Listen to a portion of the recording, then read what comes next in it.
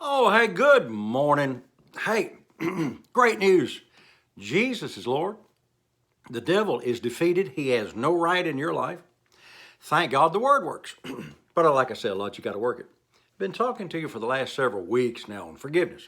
Unforgiveness will just beat the stew out of you, and you can't afford it. So I'm going to try to bring this to a close over the next couple of days.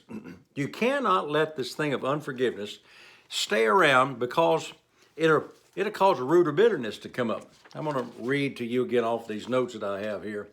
It says in Hebrews chapter 12, verse 15, looking diligently, lest any man fall of the grace of God, lest any root of bitterness springing up. Watch. Any root of bitterness springing up troubleth you, and thereby many be defiled. Well, that old guy, he said this and he did that, and dear God, he did that. No, that trouble you. You carry that thing with you. Some of you will take those things with you to the grave. I've shared with you about people that I couldn't help to receive their healing because they had such unforgiveness in their life.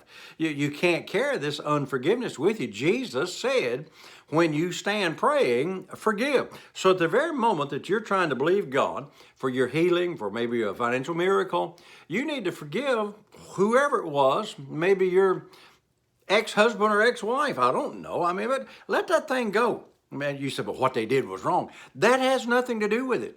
If you're carrying the unforgiveness, you're not hurting them. You're just allowing that unforgiveness to hurt you. And if you're not careful, a root of bitterness will rise up. You'll become a bitter Christian. You'll get to the place where, nobody loves me. And that will defile many. Pastors. I'm talking to pastors. Well, they didn't help me build my church. Or I had this mission project and they didn't help me. That root of bitterness will get you to the place that you don't even want to see them on Sunday, and you're not grateful that they're there. Well, they're not going out and inviting people and building my ministry. That root of bitterness will defile you, not only you, but it says here, that thing will rise up and defile many. It causes a lot of hurt. There's people in the church that's been fighting people all the time, and it just creates a lot of problems. Walk in love. Go over to 1 Corinthians 13, where it talks about love. It says it doesn't give account for the wrongdoing. It overlooks it, it forgives, and goes on. Now, let me read these things to you because this is pretty strong. In 1 John chapter 2, he that saith he is in the light and hateth his brother, doesn't forgive him, doesn't walk in love with him, is in darkness. Get that? He's in darkness unto now. Watch verse 10. He that hateth his brother, he that loveth his brother abideth in the light, and there is no occasion of stumbling in him. You're stumbling around, can't figure out where you're going. Find out who you're harboring unforgiveness against. 1 John 2:11. But he that hateth his brother is in the darkness, walketh in darkness, and knoweth not whither he goeth, because that darkness blinded his eyes. Yeah, but what she did was just wrong. Yeah, but you're the one that's in darkness and can't figure out how to get out of that mess because you're allowing that root of bitterness to be down in there and that unforgiveness to be in there. And that person over there that did that to you, they might have forgot about it and don't even know what's going on. I told you how I got offended one time, got real upset at my spiritual father. He didn't know what he did. He really didn't even know me that well. And I got carried this thing around for years. I told everybody about it. Well, the only person that hurt was me and those that listened to it and said, well, yeah, I agree what he did was wrong. I was carrying that thing and hurting that man's ministry and letting that root of bitterness destroy me and them and anybody that would, sit down and listen to me. And I told Pat yesterday, I'm just grateful to be where I'm at. God's got me out of this mess. Whoop. I look back over how bitter I was and how bad I had gotten, and God delivered me. Hey, get this. So far, it's 3 pages, and I'm fixing to write another one.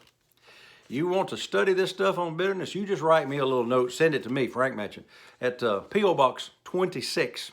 That's Cropwell, Alabama, 35054. I'll make a copy of these and send them to you because you got to get this stuff out of your life. Jesus said that when you stand, pray, and forgive. And before he went into hell, the last thing he did was, Father, forgive them, for they know not what they do. He was not going to be in the presence of the devil and all of that was going on. He went into hell for me, because if he didn't go, I got to go. He paid the price for my sin. He paid the price for my healing. All that's in the great substitution. But the last thing he said was, Father, forgive them, because he knew that unforgiveness would cause him to be in the hands of the enemy. So get this stuff. I mean, it's good. It's free. I'm not going to write you a letter later and ask you to pay for it. Dear God, I'm trying to help you. And I'll talk about this tomorrow, give you the 5 steps to get out of that unforgiveness mess so that you can receive from God. So just write me today, Frank Matchin, Post Office, Box 26, Cropville, Alabama, 35214, because I want to help you. It's free. It's postpaid. I'll send it to you just the day after I get your mail. I want to be a blessing to you. Gotta go. Hey, I'm going to walk in unforgiveness and receive all of my benefits. So until I'm with you tomorrow, saints, remember, Jesus is Lord. Thank God. Hey, the word works.